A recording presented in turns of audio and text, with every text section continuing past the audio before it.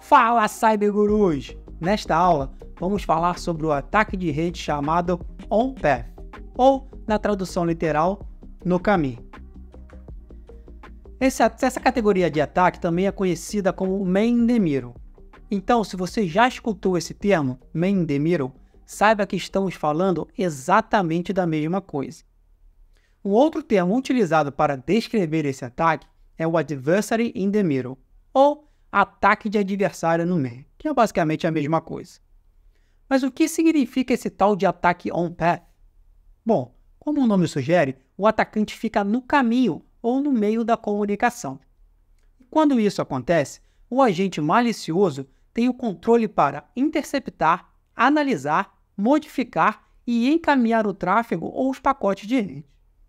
Imagine que você está enviando uma mensagem muito importante e confidencial para um colega através da internet. E alguém conseguiu se posicionar entre você e a pessoa com quem você está se comunicando. E esse alguém, no caso seria um invasor, tem a oportunidade de interceptar essa comunicação.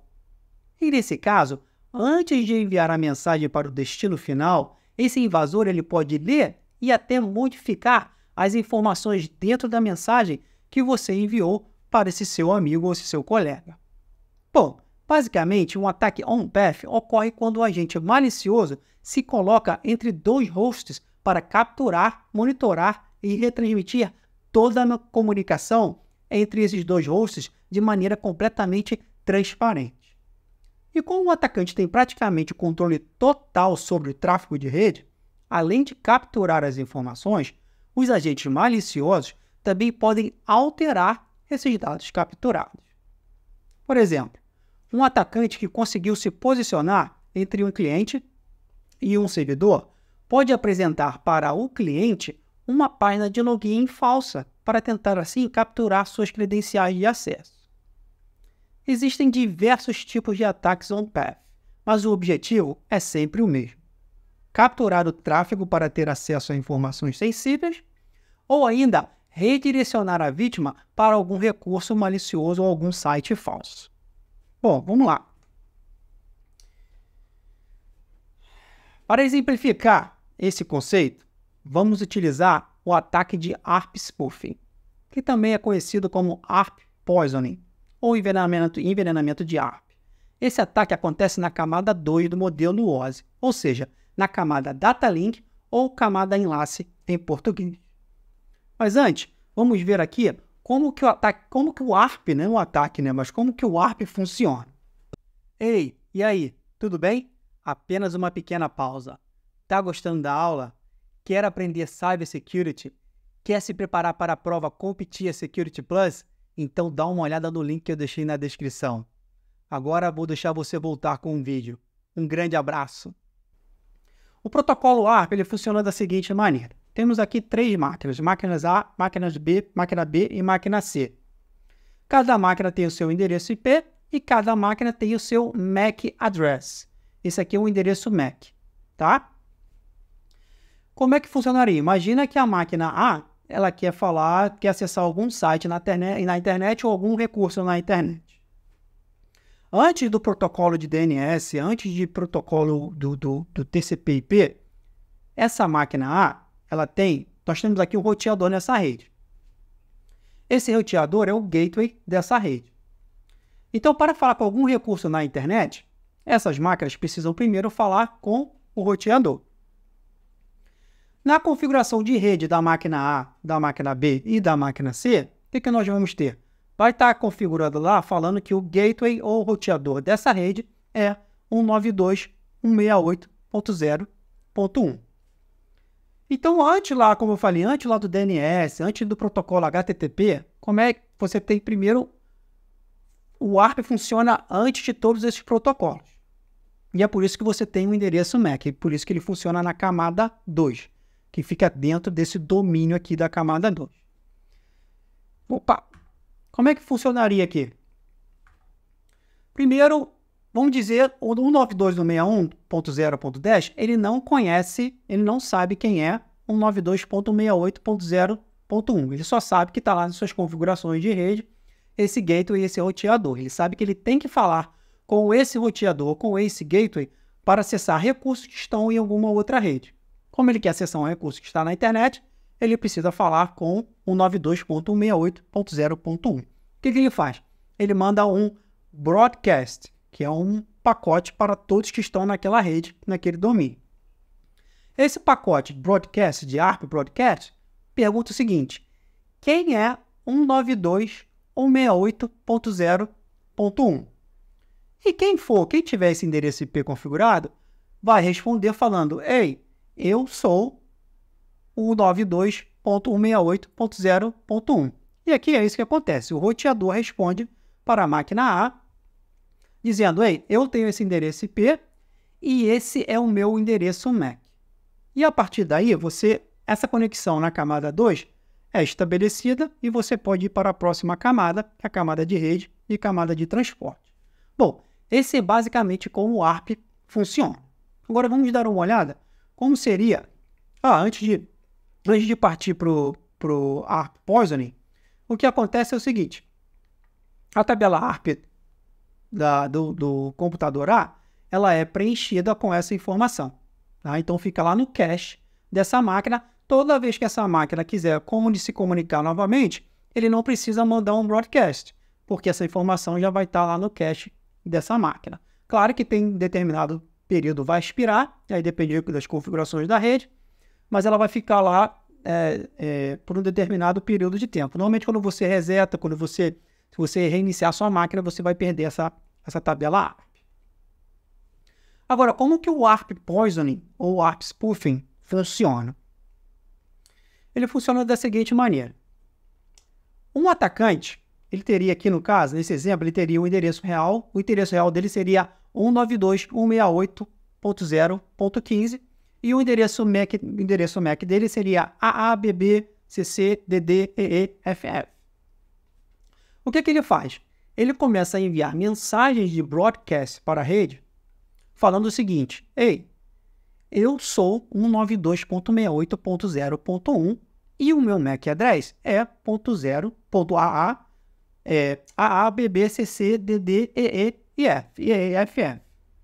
Ele começa a fazer esse broadcast na rede. E aí todas as máquinas que precisarem falar com 192.168.0.1, eles vão pegar essa mensagem da mesma forma que o 192, o roteador legítimo, responderia. O atacante agora está respondendo no lugar do roteador.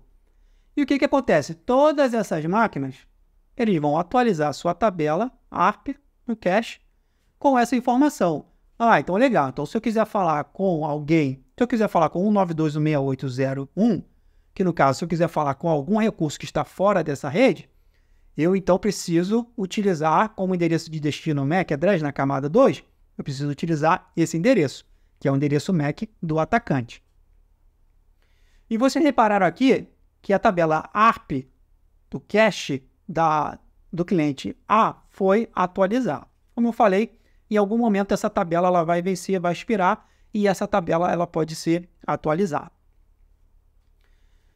Mas seguindo aqui, o que acontece? A partir desse momento, todas essas máquinas, elas têm o endereço MAC do atacante, ele está fazendo um spoof ou um envenenamento desse endereço MAC, falando que ele é 192.168.0.1. A partir desse momento, todas essas máquinas, elas vão começar a enviar pacotes, vão começar a se comunicar através desse endereço MAC que o atacante está falando, que é 192.168.0.1. O que acontece? O atacante ele passa a ser, podemos dizer, como se fosse um roteador. E ele consegue receber todo o tráfego dessas máquinas aqui, e ele consegue pegar esse tráfego, analisar esse tráfego e rotear para o seu destino final. O que aconteceria aqui? Se essa máquina aqui, a máquina A, quiser acessar um recurso na internet, a comunicação, o tráfego de rede, os pacotes seriam enviados para o atacante. O atacante ele configura a sua máquina para receber esses pacotes e enviá-los para 192.168.0.1. Você pode estar se perguntando, mas esse pacote de broadcast que foi enviado pelo atacante, ele também foi recebido pelo roteador. E não existe nenhuma maneira, nenhum mecanismo de segurança para identificar esse tipo de ataque ou esse tipo de pacote. A verdade é que o ARP ele funciona na camada 2, esse protocolo ARP funciona na camada 2 e não existe nenhum mecanismo de segurança. Você pode até pegar logs que vão alertar sobre possíveis conflitos de ARP, mas a rede não vai parar, você não vai conseguir realmente, o tráfego não vai parar de seguir o seu caminho normal. Então, o que aconteceria essas máquinas começam a enviar o tráfego para o atacante roteia esses pacotes para o roteador, porque na visão do roteador, o endereço do atacante é um 92.68.0.15.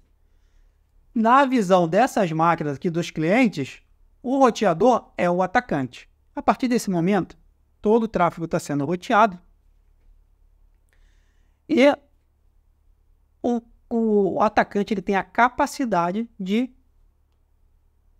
capturar, monitorar e também modificar esse tráfego. É assim que funciona basicamente o ARP Spoofing. Agora, deixa eu te mostrar uma outra coisa aqui. Essa aqui é uma captura usando o Wireshark. O Wireshark é um software que te permite capturar tráfego de rede. Aqui é só para exemplificar o que eu acabei de falar no ataque de ARP Spoofing, mas com os detalhes dos pacotes. Você está vendo aqui, pacote número 6, pacote número 7, 8, 9, 10 e assim por diante. Você está vendo esse aqui, source, que é a origem, destination, que é o destino. Aqui nós temos Microsoft 01CA4A. Por que está aparecendo Microsoft aqui? Na verdade, isso aqui é um endereço MAC. Por que está aparecendo Microsoft aqui? Porque os três primeiros números, ou ali o conjunto de números do endereço MAC, eles são relacionados, eles identificam quem é o fornecedor daquele equipamento. Então, nesse caso aqui, o que está acontecendo o Wireshark identificou que as três primeiras informações do endereço MAC pertencem a algum dispositivo na Microsoft. Mas o que eu quero te mostrar aqui, na verdade, só para continuar, se você for ver aqui, 0015-5D 01CA4A, é esse mesmo endereço MAC aqui, que no caso da origem. Mas o que eu quero te mostrar é o seguinte, aqui um atacante está fazendo o ataque de ARP Spoofing. Ele está falando, eu sou a origem, eu tenho esse endereço MAC, e ele está mandando para a rede, para esses endereços MACs aqui, através do protocolo ARP, ele está falando, esse endereço aqui, ele está nesse endereço MAC. Esse endereço aqui, 10.1.0.2, ele está nesse endereço MAC. E a mesma coisa para o 10.1.0.101. Então, nesses pacotes aqui, o atacante está fazendo, ele está falando para todo mundo, falando, esses endereços aqui, estão utilizando esse MAC address. E aí, continuando aqui na análise, vamos para o pacote 9, pacote rede número 9. O que acontece?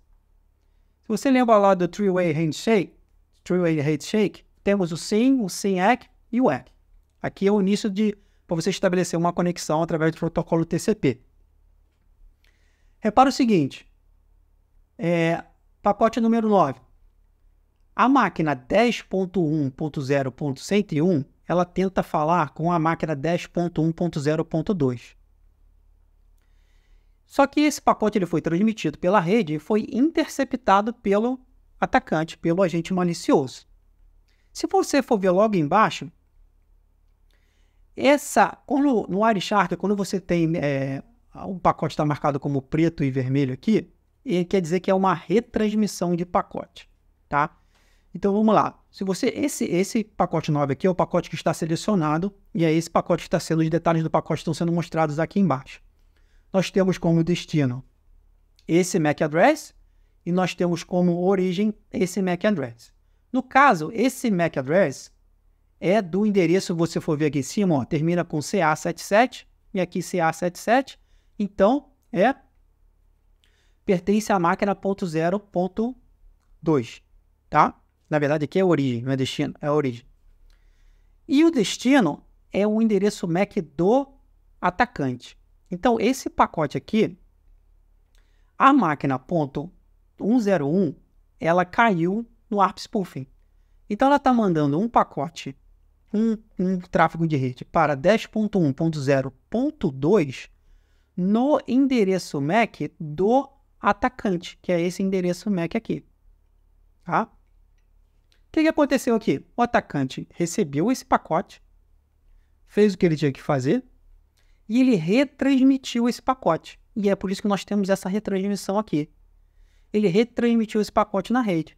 E aí, se você for analisar, porque aqui a gente não der só uma figura, mas basicamente o que acontece aqui é que esse pacote aqui, o 10, é o atacante enviando para 10.1.0.2. Basicamente o que aconteceu é, você tem 10.1.0.101, ele envia, na teoria, ele estaria enviando para 10.1.0.2.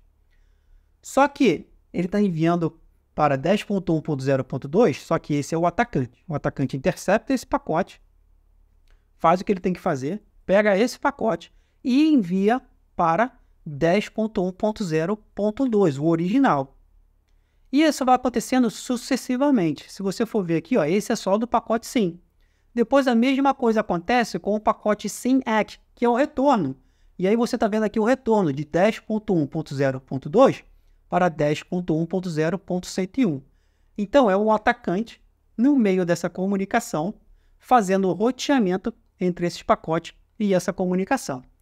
E isso aqui continua, e aqui o atacante, o hacker já meio que dominou essa comunicação, já tem controle total sobre essa comunicação, e aqui você começa a ver outros protocolos, porque a conexão foi estabelecida, e aí você começa a ver os outros protocolos, HTTP e por aí, e aí já era. Aí, na verdade, é meio que game over.